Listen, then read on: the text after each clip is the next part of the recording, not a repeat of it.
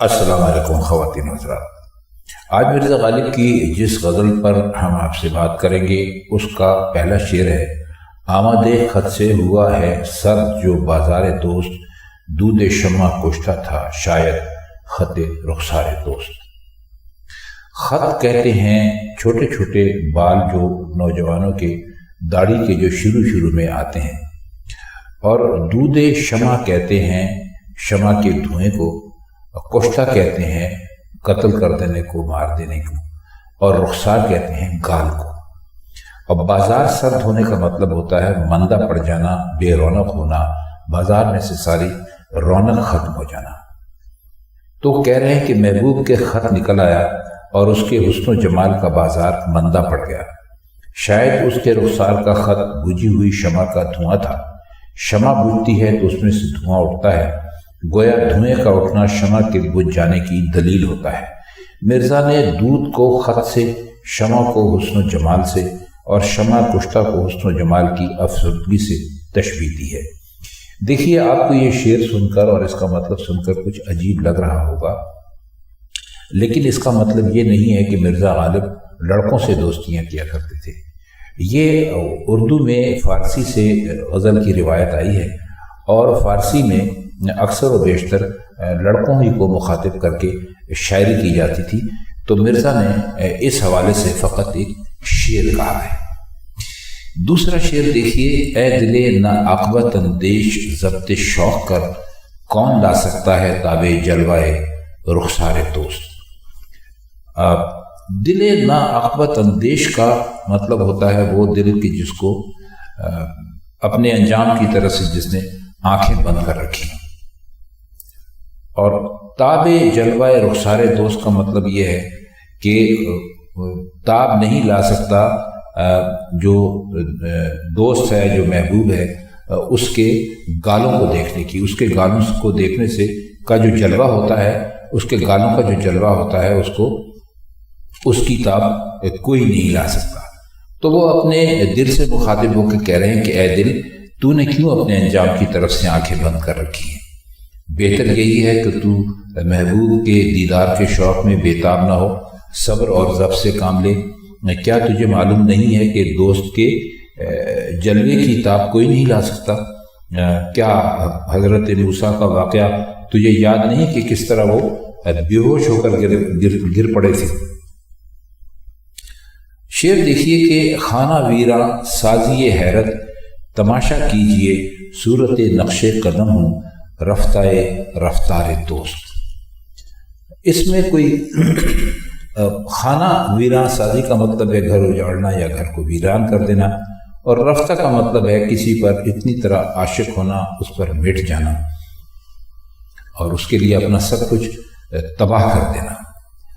تو شعر کا مطلب کچھ یوں ہوگا کہ دیکھیے، حیرت نے میرا گھر اجاڑ دیا ہے، میں نقش پا کی طرح یعنی پیروں کے نشان کی طرح محبوب کی رفتار پر مر مٹا ہوں۔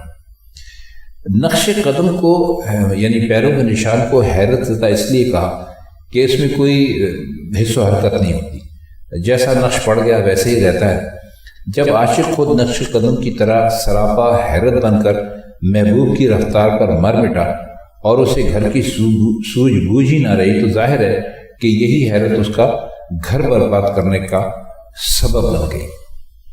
آئیے اس کا چوتھا شعر دیکھتے ہیں: عشق میں بیداد رشک غیر نے مارا مجھے، کشتہ دشمن ہوں آخر گرچہ تھا بیمار دوست۔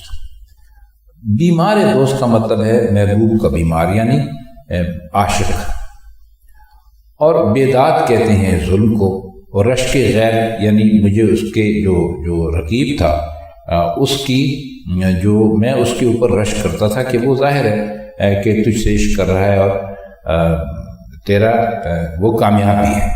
کشتہ دشمن ہوں یعنی دشمن کا میں مارا ہوا۔ تو کہتے ہیں کہ میں محبوب کی محبت میں بیمار تھا، اور اسی بیماری میں مجھے مر جانا چاہیے تھا، لیکن اسی اثناء میں محبوب نے رقیب پر مہربانیاں شروع کر دی۔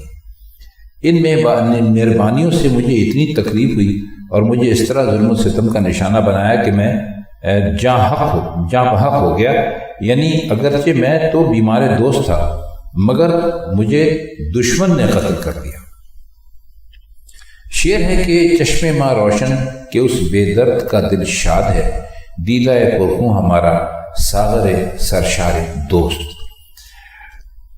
اس میں کوئی خاص مشکل لفظ نہیں ہے، پیچھے ہم آپ کو یہ تمام الفاظ کے معنی بتاتے رہے ہیں۔ دیدہ پرخوں کا مطلب ہوتا ہے خون سے بھری ہوئی آنکھ، ساغر کہتے ہیں اس برتن کو جس میں شراب پی جاتی ہے، اور سرشار کہتے ہیں بہت یعنی مست ہو جانے کو، اور چشم ماں روشن یعنی میری آنکھ جو ہے وہ روشن ہے۔ اس کا مطلب یہ ہے کہ میں بہت خوش ہوں، تو ہماری آنکھیں روشن ہیں۔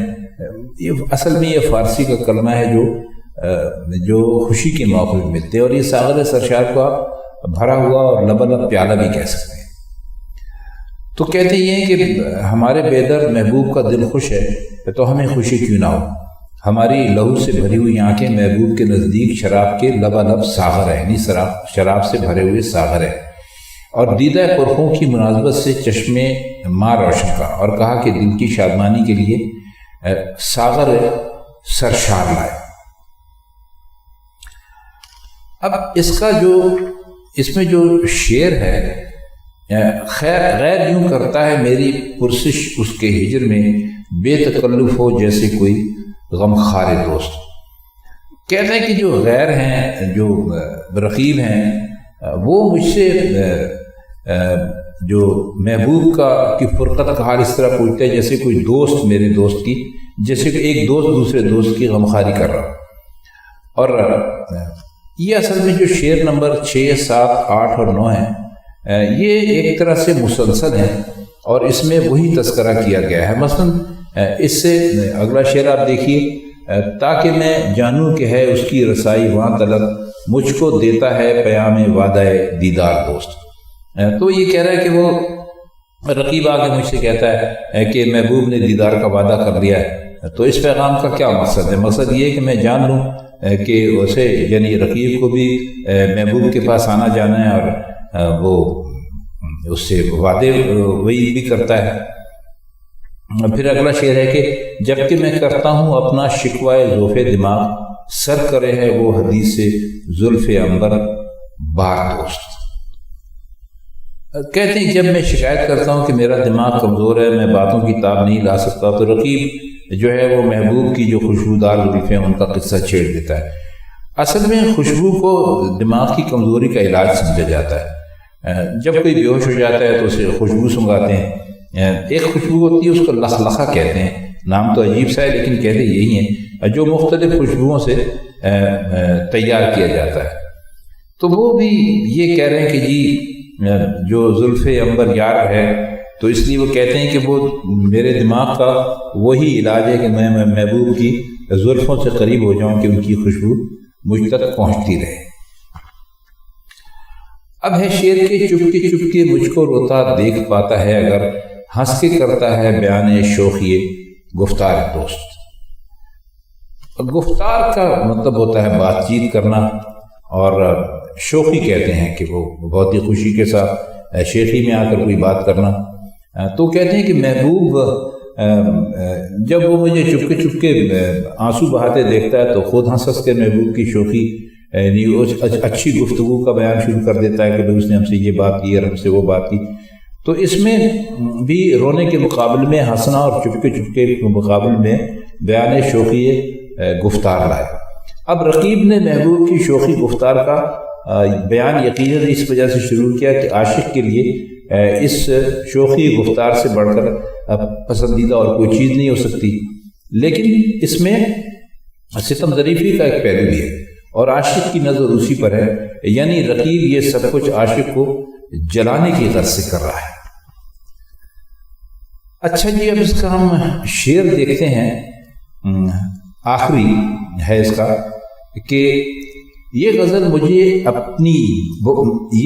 اپنی مجھے جی سے پسند آئی ہے، آپ ہے ردیف شعر میں غالب زبس تکرار دوست۔